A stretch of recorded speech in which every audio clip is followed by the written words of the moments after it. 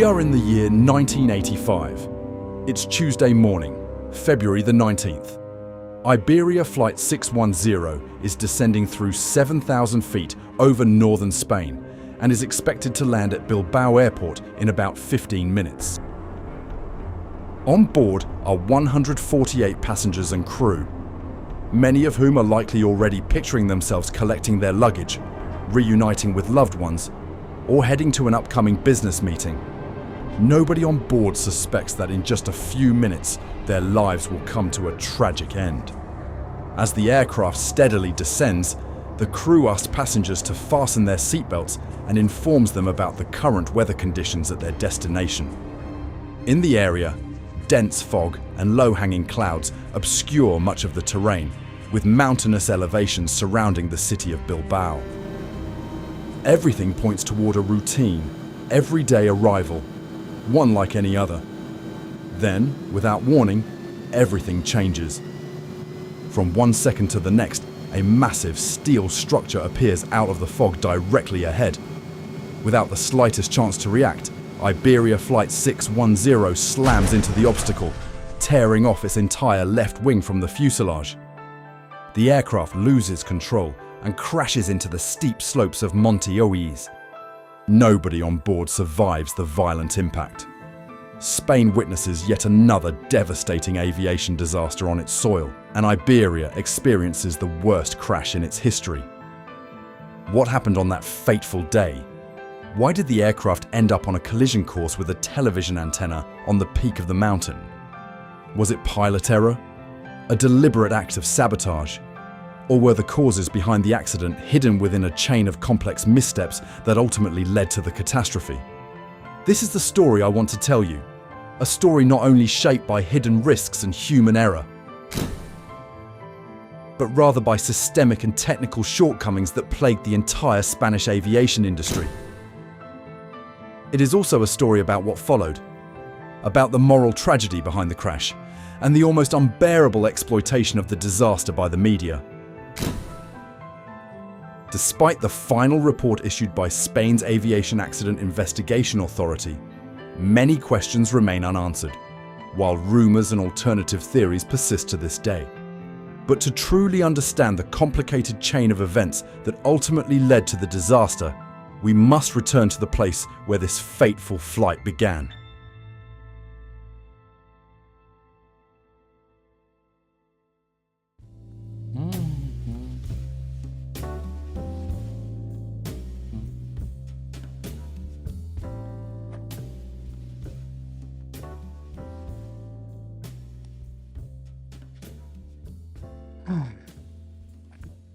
Oh, hey, welcome to my modest office. Excuse me for interrupting this gripping documentary, but I'd like to take a quick moment and introduce myself. For those of you who are new to the channel, or those of you who have watched the last few documentaries and have been wondering who's actually behind this channel, well, I guess that's me. So, nice to meet you all. Welcome to our channel. This is my first time appearing on camera, so I thought it would be a good idea to show you something that has become a very important part of creating all these complex documentaries. As you can imagine, these videos require a tremendous amount of research, and unfortunately not everything makes it into the final cut.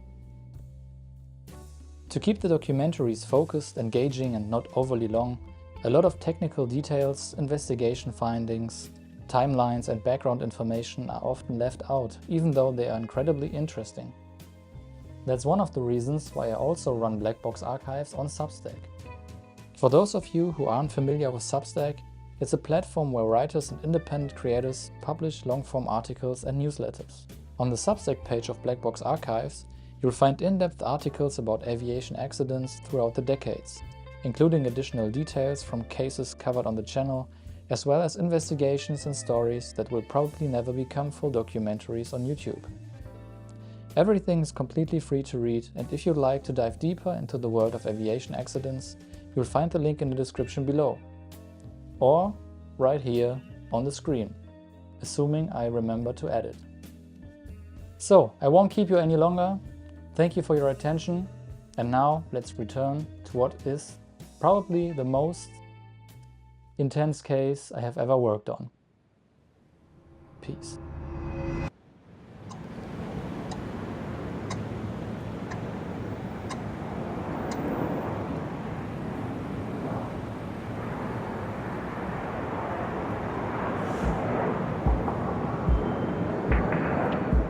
Founded in 1927, Iberia Líneas Aéreas de España, commonly known as Iberia, is one of the oldest airlines still in operation today.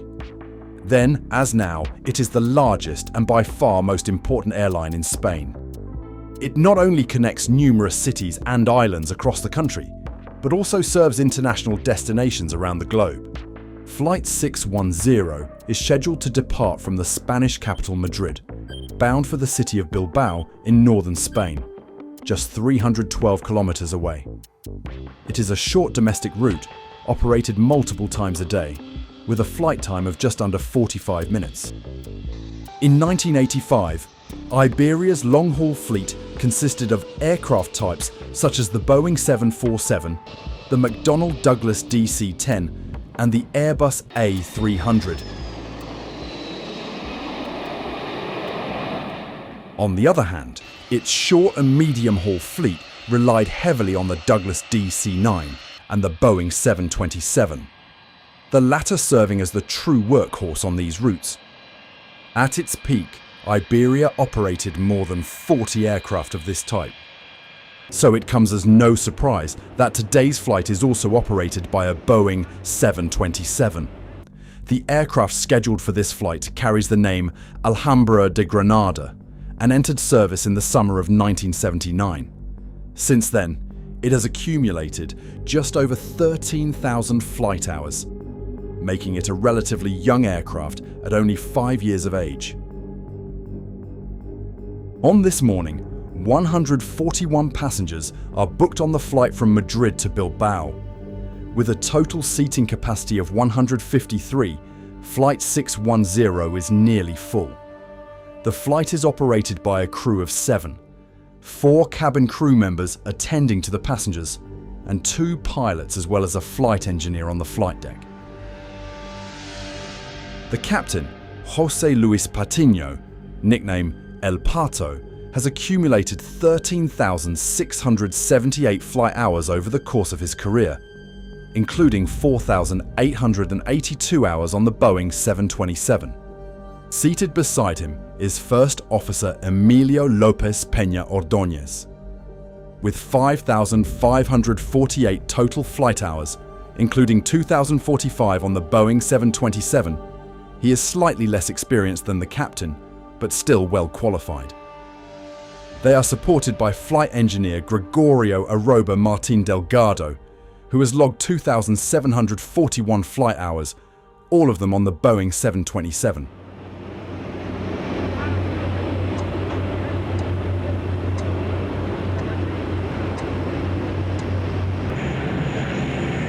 Shortly after 8:30 a.m, boarding has been completed and Iberia Flight 610 begins taxiing toward the runway.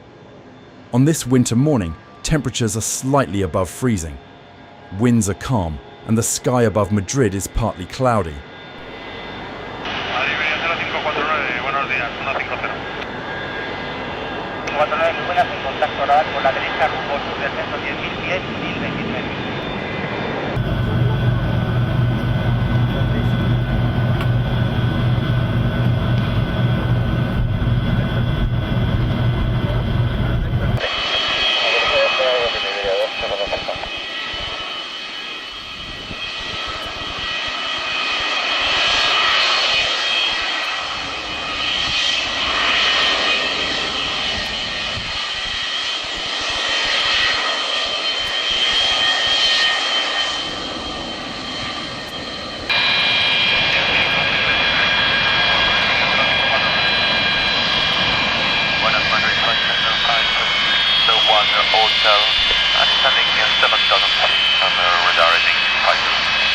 Standby, standby. Break 2 Basque Basque 5000, 102. At 8:47, the crew of Flight 610 receives its takeoff clearance and rolls onto the runway.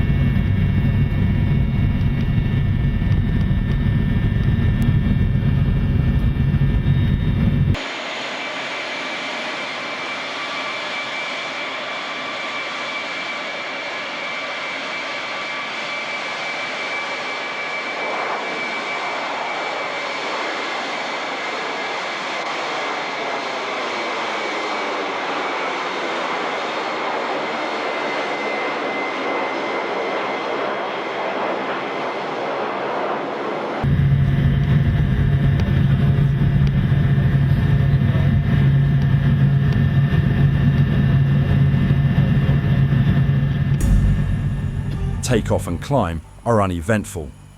After just 12 minutes, Flight 610 already reaches its cruising altitude of 26,000 feet.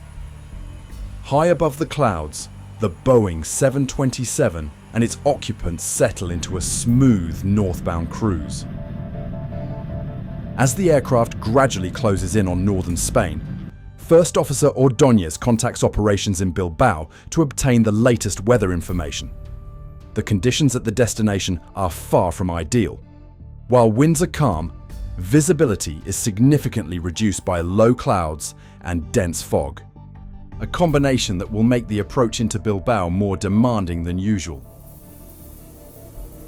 At 9:09, just 22 minutes after takeoff, Flight 610 already leaves its cruising altitude and begins its descent to 10,000 feet, marking the start of the approach phase into Bilbao airspace. So far, it has been a completely routine flight, yet the most critical phase of the flight still lay ahead.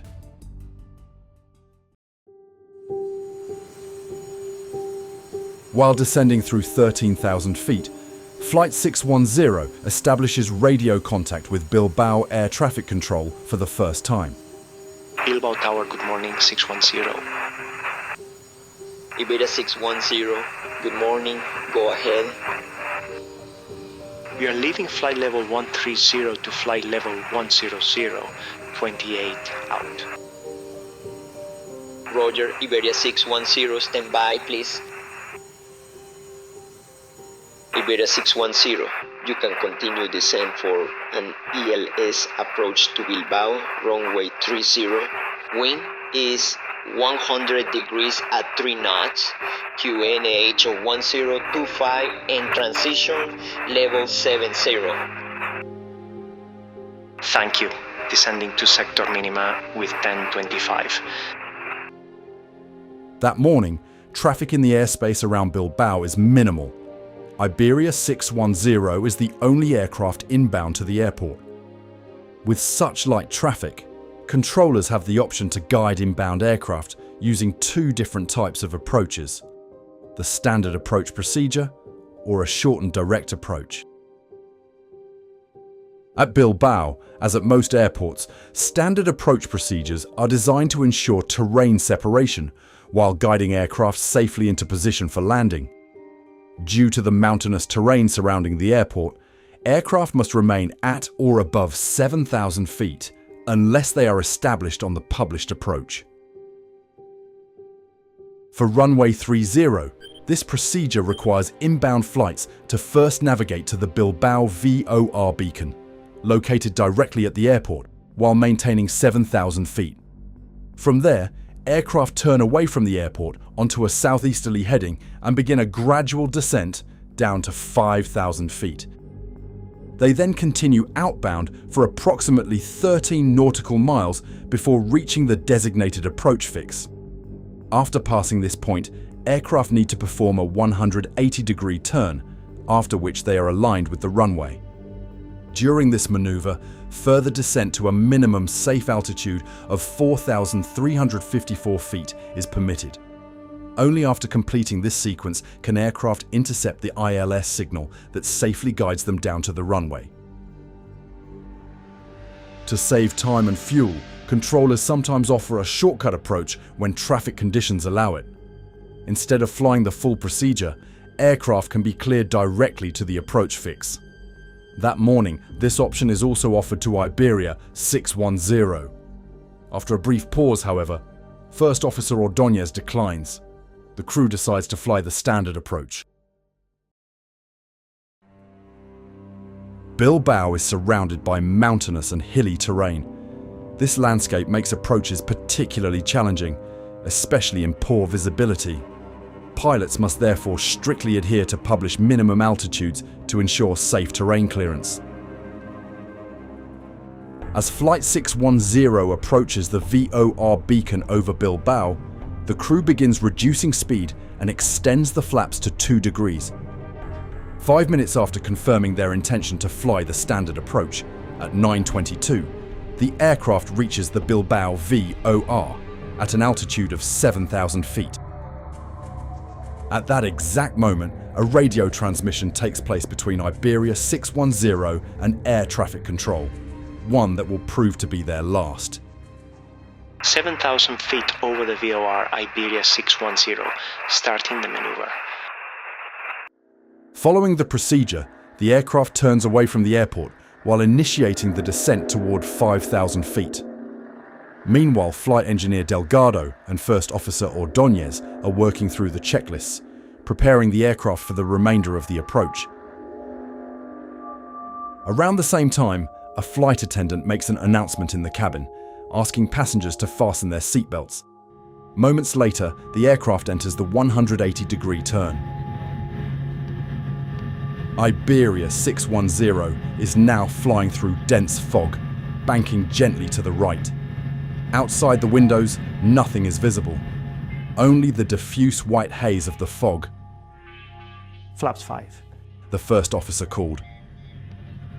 Everything about the situation suggests a routine approach. Passengers and crew are preparing for landing. Within minutes, they expect to be on the ground.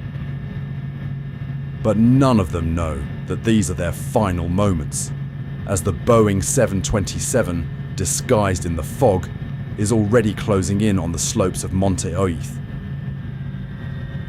Just moments after the flight engineer called out the reference speeds for the new flap setting, the fate of Iberia Flight 610 was sealed.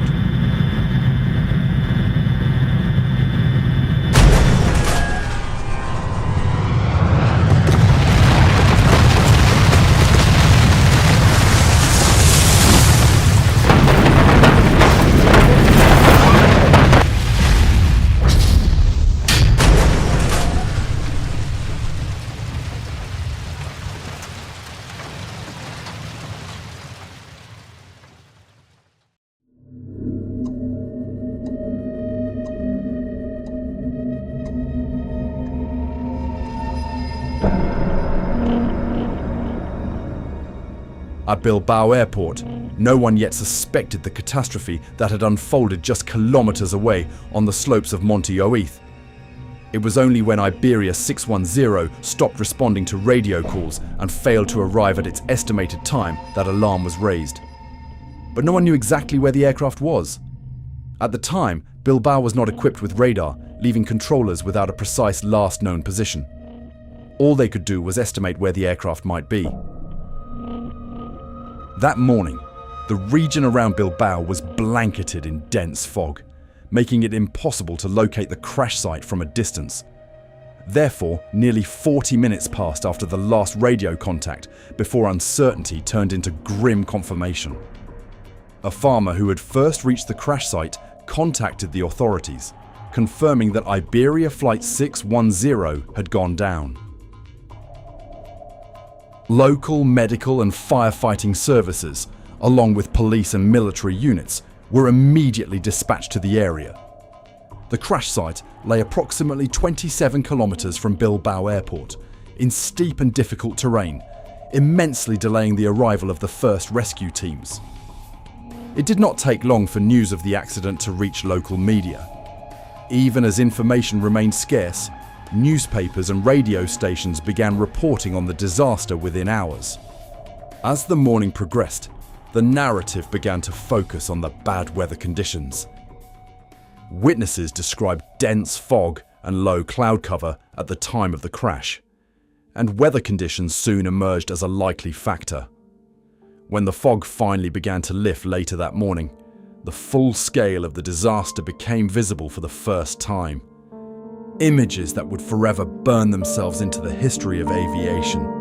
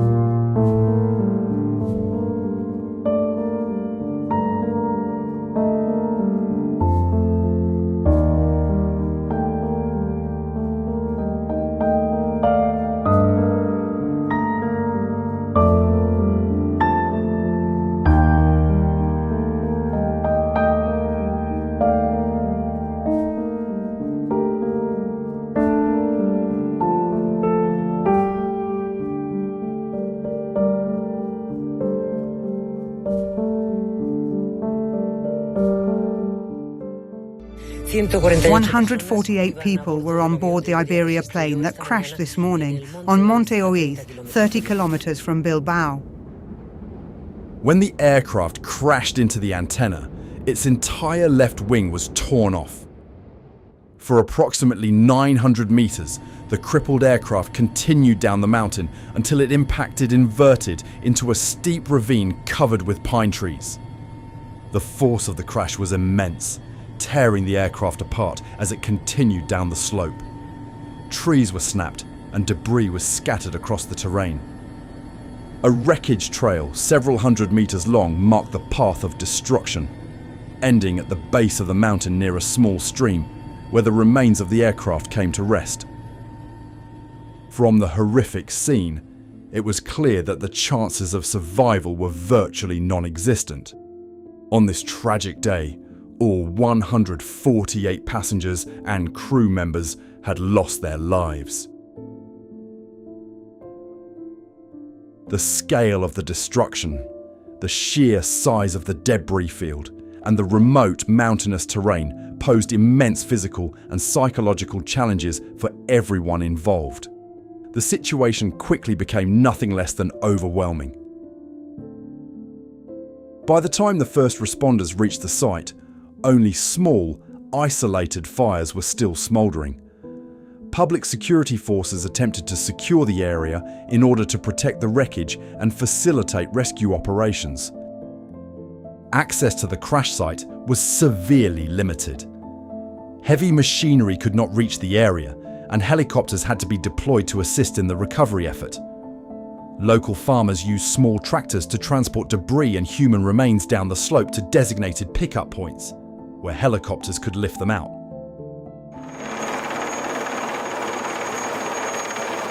By the evening of the accident day, 7 helicopters had already arrived on a football field in Garellano, carrying 70 crates filled with wreckage and human remains. The remains were transferred to nearby barracks, where identification was to take place.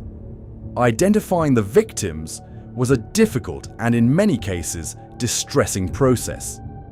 Due to the extent of the destruction, many could only be identified through personal documents or dental records. In a grim irony, only a single body was found intact. Not that of a passenger, but of a corpse being transported in a coffin in the aircraft's cargo hold. As emergency services struggled to properly secure the crash site, they were unable to fully control access to the area. The scale of the disaster, combined with a lack of coordination, meant that the site remained insufficiently protected. As a result, media crews were able to reach the scene with little restriction. Photographers captured not only images of the wreckage, but also graphic images of the mutilated victims.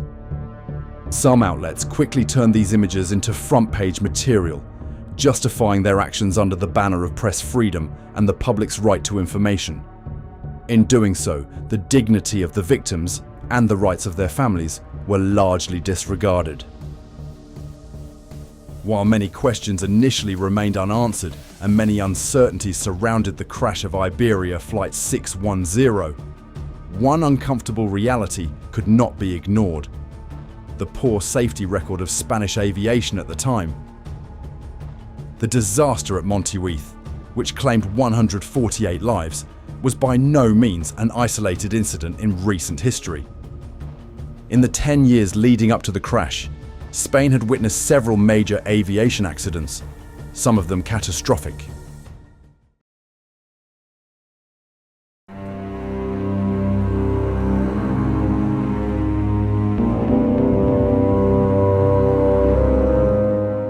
Iberia Flight 350, another Boeing 727 with 93 people on board, had been cleared for takeoff and was accelerating down the runway. At the same time, Aviaco Flight 134, a Douglas DC-9 with 42 people on board, was taxiing toward the same runway. In dense fog, the DC-9 made a wrong turn and inadvertently entered the active runway. At the exact moment, the Iberia aircraft was already accelerating. The two aircraft collided. All 42 people on board the DC-9, as well as 51 occupants of the Boeing 727, lost their lives. Only 42 people on board the Iberia aircraft survived. In total, the accident claimed 93 lives.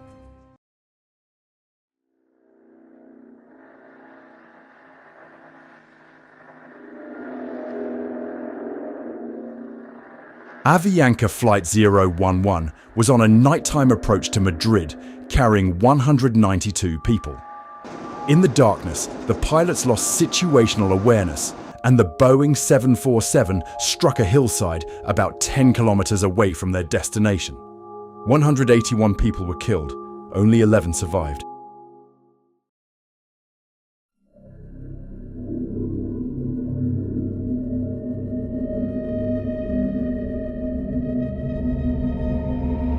Spantax Flight 995, a DC-10 with 394 people on board, was accelerating for takeoff at Malaga Airport bound for New York.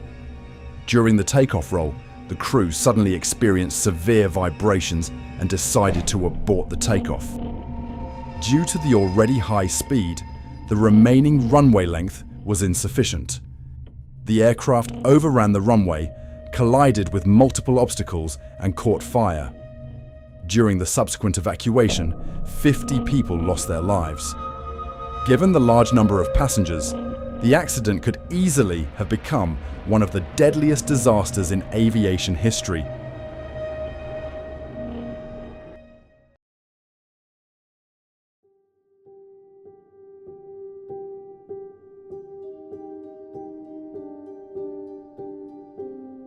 Danair Flight 1008, a Boeing 727 carrying 146 people, was on approach to Tenerife. The aircraft had departed Manchester hours earlier and was transporting tourists to the popular island. During a holding maneuver, the aircraft collided with the approximately 4,600-foot-high Mount La Esperanza in poor visibility. There were no survivors. The crash marked the deadliest accident in the history of Danair, which had operated for 39 years before ceasing operations in 1992.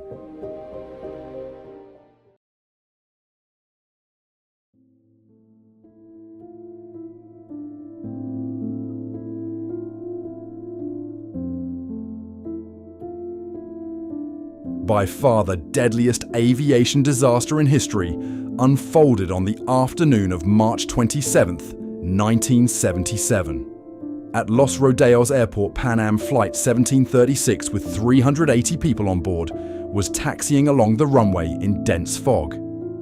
At the same time, KLM Flight 4805, carrying 234 people, began its takeoff roll on the same runway. Moments later, the two Boeing 747s collided with a devastating outcome. 583 people lost their lives. Only 61 passengers from the Pan Am aircraft survived. To this day, it remains the deadliest accident in aviation history. Within less than 8 years, a total of 1,201 people lost their lives in major aviation accidents on Spanish soil. Spanish authorities were under increasing pressure to address the country's poor aviation safety record and promptly launched an investigation to determine how such a tragedy could have occurred once again. While recovery operations and media speculation were in full swing, the first investigators had already arrived at the crash site, attempting to gain an initial understanding of the situation.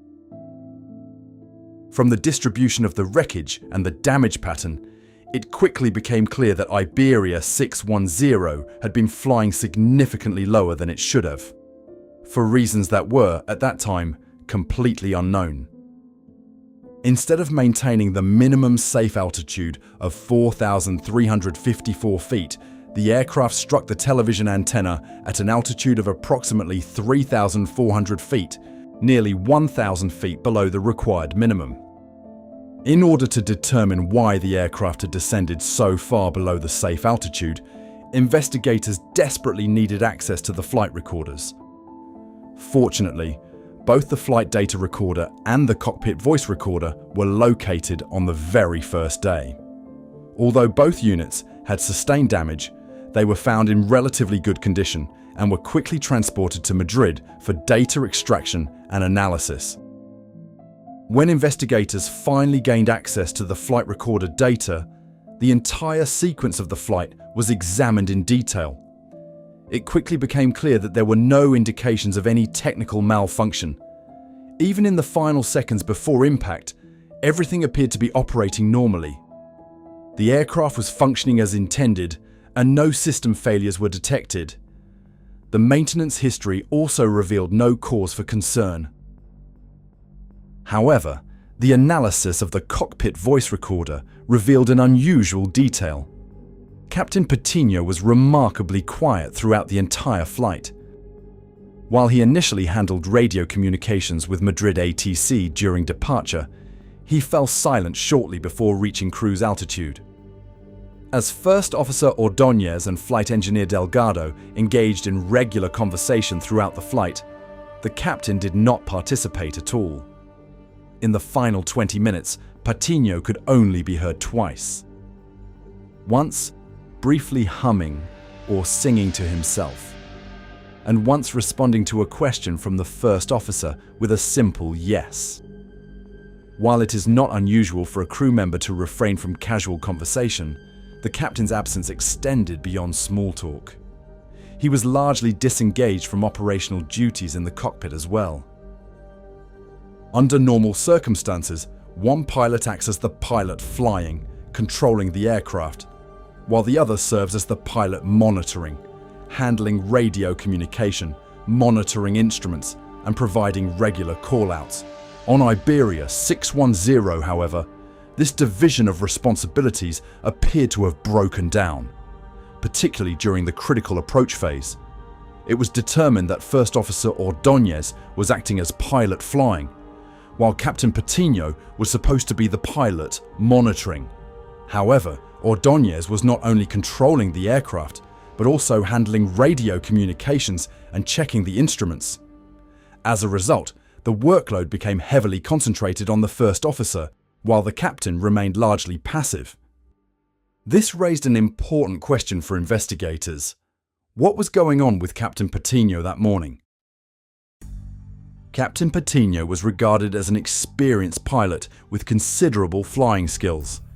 He was a senior captain within the airline and had been flying with Iberia for 19 years. However, a closer look at his recent history revealed factors that may help explain his behavior to a certain degree. It became evident that his relationship with Iberia had been severely strained in the months leading up to the accident. The origins of this tension can be traced back to the previous year. Following a disastrous financial period, Iberia decided to withhold pilot salaries.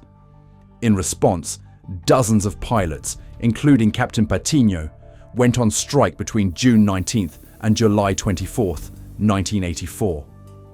The strike was considered one of the most serious in the airline's history. In retaliation, Iberia imposed sanctions and dismissed several striking pilots, one of whom was Captain Patiño, whose contract was terminated on July 18, 1984. The Spanish government was ultimately forced to intervene, initiating arbitration between Iberia and the pilots' union. The judiciary later ruled in favor of the pilots, allowing them to return to Iberia. Patiño rejoined the airline in November 1984. However, due to his dismissal, he was required to undergo retraining and requalification before returning to active duty. As a result, in the 6 months leading up to the accident, he had accumulated only 29 flight hours. Viewed in this context, one particular exchange recorded on the cockpit voice recorder stands out. When Bilbao ATC offered the crew a shortcut approach to save time, it initially appeared that First Officer Ordóñez favoured the shorter option. However, it was later determined that Captain Patiño must have made some kind of gesture or sign, indicating that the offer should be declined in favour of the longer, more complex standard approach. Patiño may have preferred the standard approach as a form of passive protest against Iberia's management. The longer routing increased flight time as well as fuel consumption, and consequently operating costs. A tactic reportedly also used by other pilots who were in conflict with the airline. While such behaviour was highly unprofessional, it was not inherently dangerous, provided that the captain continued to fulfill his operational responsibilities. However, this was not the case.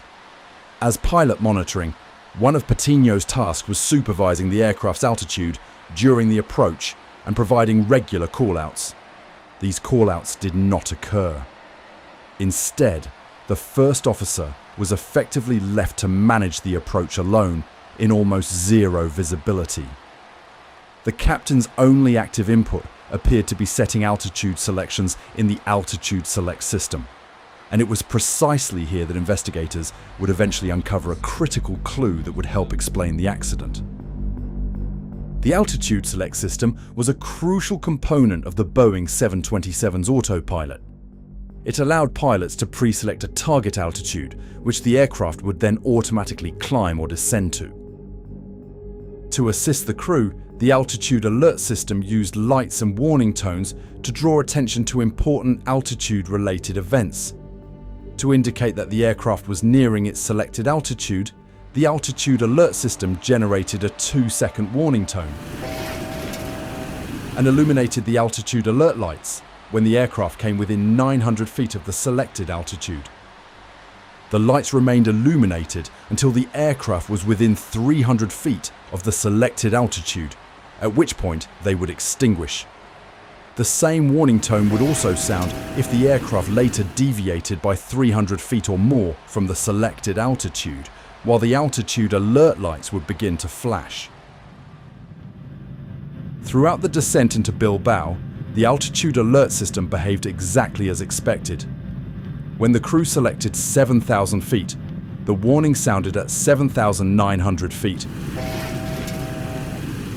Later, after selecting 5,000 feet, it sounded again at 5,900 feet.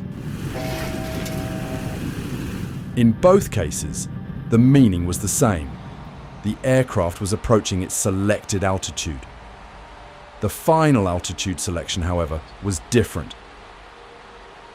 While flying at 5,000 feet, Captain Patino selected 4,300 feet. But unlike the previous selections, this new altitude was only 700 feet below the aircraft's current altitude. As a result, the altitude alert warning would not be triggered. For some reason, the aircraft failed to level off at 4,300 feet and instead continued descending. At 4,000 feet, the altitude alert sounded for the last time. Investigators concluded that the crew most likely interpreted this warning the same way they'd interpreted every previous warning during the approach. The crew believed they were approaching their selected altitude, but in reality, they had already deviated 300 feet below it. In simple terms, the warning sounded exactly as before, but this time it meant the opposite. From that moment on, Flight 610 kept descending further and further. Less than a minute later, the impact had already occurred.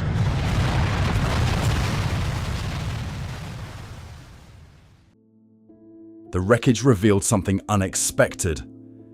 At the moment of impact, the altitude selector was still set to 4,300 feet, an altitude that would have safely cleared the antenna by several hundred feet. Investigators were puzzled. If the correct altitude had been selected, why hadn't the aircraft leveled off? Why had it continued descending? It was eventually determined that the altitude capture mode, which should have leveled the aircraft off at 4,300 feet, had been disengaged. This allowed the aircraft to continue descending beyond its selected altitude. The exact cause could never be determined. However, investigators considered it most likely that the Alt-Cell button, used to arm a selected altitude, had been inadvertently pressed a second time, thereby disengaging the altitude capture function. Having established a highly probable cause for the descent below the minimum safe altitude, a crucial question remained. Why did neither pilot recognize the situation? In addition to the altitude alert system, the aircraft was equipped with standard flight instruments providing information on speed, attitude, and altitude. Yet after being misled by one system, the aircraft remained below the minimum safe altitude for a total of 57 seconds. 57 seconds during which the error could have been detected and the catastrophe might have been avoided. The fatal problem most likely lay within the altimeter itself, the instrument responsible for displaying the aircraft's current altitude. The accident aircraft was equipped with a so-called drum and needle altimeter. The circular dial highlighted in red would display the hundreds of feet, while the rotating drum highlighted in green would show the thousands of feet. While widely used at the time, this design was prone to misinterpretation. A NASA study examining the reliability of such altimeters produced alarming results. A total of 169 pilots took part in a survey examining how often drum and needle altimeters had been misread. 81% reported having misread the instrument themselves, while 79% stated they'd observed another pilot making the same mistake. The study also found that these misreads occurred most frequently during approach, particularly under high workload conditions. As established earlier, the workload on the pilot flying that morning was significant, creating the exact conditions under which such a misinterpretation was most likely to occur. This type of error had already contributed to multiple accidents and incidents in the past. As a result, the FAA eventually discontinued the use of such altimeters on US commercial aircraft. However, no such requirement existed in Spain, and the design remained in use. In 1978, National Airlines Flight 193, also a Boeing 727 equipped with the same type of altimeter, crashed during approach. Investigators determined that a misreading of the altimeter played a critical role in that accident as well. Yet, despite all these contributing factors, there remained one final line of defense: the ground proximity warning system. Introduced in the 1970s, It was designed to alert pilots when the aircraft was dangerously close to terrain.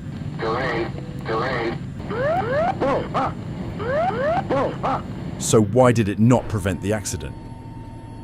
The answer is both simple and sobering at the same time. While the FAA had mandated ground proximity warning system for large turbine-powered aircraft in the United States as early as 1974, such systems were not yet mandatory in Europe. Due to these circumstances, the accident aircraft was not equipped with a ground proximity warning system, removing what might have been the final opportunity to prevent the disaster. A particularly tragic detail revealed by the cockpit voice recorder shows that the crew was well aware of the required minimum altitude. In the final moments before impact, First Officer Ordóñez can be heard reading from the approach chart. Minimum 163, 4,300 curve. It is likely that in the final seconds of the flight, while Captain Patiño remained largely disengaged, First Officer Ordóñez was focused on interpreting the approach chart in order to properly execute the maneuver. Only seconds later, the aircraft had already struck the antenna. Analysis of the approach charts revealed another factor that may have contributed to the accident. The chart in use had been approved on November 4th, 1981. At the time, procedures for Bilbao were designed with the surrounding terrain in mind. Monte Oiz was identified as a critical obstacle, leading to the establishment of a minimum safe altitude of 4,354 feet. However, neither Monte Oiz itself nor the television antenna located on its summit were depicted on the chart. The antenna had been constructed in 1982, after the chart had been approved, and its presence had not been reported to aviation authorities. As a result, its additional height was not taken into account when determining the minimum safe altitude. At the time of the accident, a revised approach chart was already under development but had not yet been completed. Iberia's internal charts also did not reflect the true height of Monte Oiz, including the antenna. Whether a more accurate chart would have prevented the accident remains speculative. However, given that a revised minimum safe altitude would likely have been higher, and that only a small additional margin would have been required to clear the antenna, it is reasonable to assume that the collision might have been avoided. On that day, a series of complex and interconnected factors combined to produce the disaster. A captain who left his first officer to manage a demanding approach alone. A system whose logic misled the crew. Error-prone instrumentation, psychological stress, and infrastructural shortcomings. All of these elements played a crucial role. Every opportunity to detect the dangerously low altitude failed. Believing they were at a safe altitude, the crew continued their descent, unaware that disaster had become inevitable. In the end, it was not a single catastrophic failure, but the convergence of many small factors that sealed the fate of Iberia Flight 610. After years of extensive investigation, Spanish investigators finally published their final report on the accident in November 1987. They concluded that the primary cause of the crash was pilot error. Their confidence on the automatic capture performed by the altitude alert system, the misinterpretation of its warnings, as well as a probable misreading of the altimeter made the crew fly below the safety altitude, colliding into the television antenna's base, thus losing the left wing, falling to the ground with no possible control of the aircraft. Despite the publication of the final report, criticism emerged regarding its limited depth.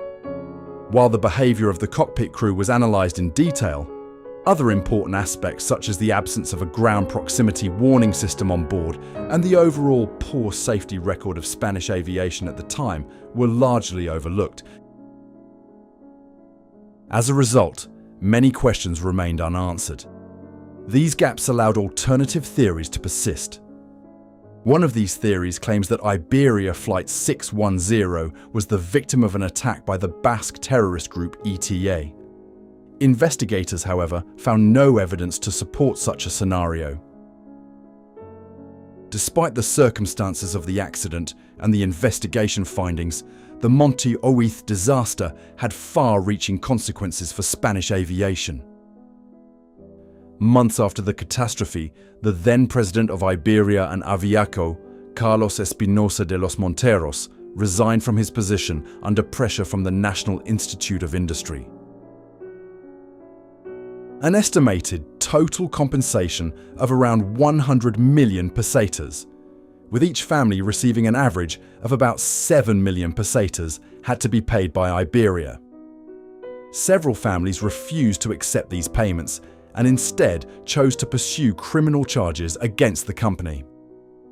Captain Patiño's family also filed defamation lawsuits against the newspapers El País and Diario 16, which had denigrated him in various articles. While the ruling against El País was later overturned, the case against Diario 16 was decided in favor of Patiño's family. The publication by Diario 16 had portrayed Captain Patiño in an extremely negative light and was ultimately ordered to pay substantial damages to his family. In addition to lengthy legal proceedings and substantial compensation payments, the accident also led to significant improvements in aviation safety. These included enhanced obstacle mapping and marking, increased use of terrain warning systems, stricter approach procedures, and a review of pilot training standards. Furthermore, airspace monitoring and control were improved, and it was mandated that all commercial aircraft in Spain replace the previously used drum and needle altimeters with more modern systems. A look at accident statistics following the crash of Iberia 610 suggests that these measures had a lasting effect.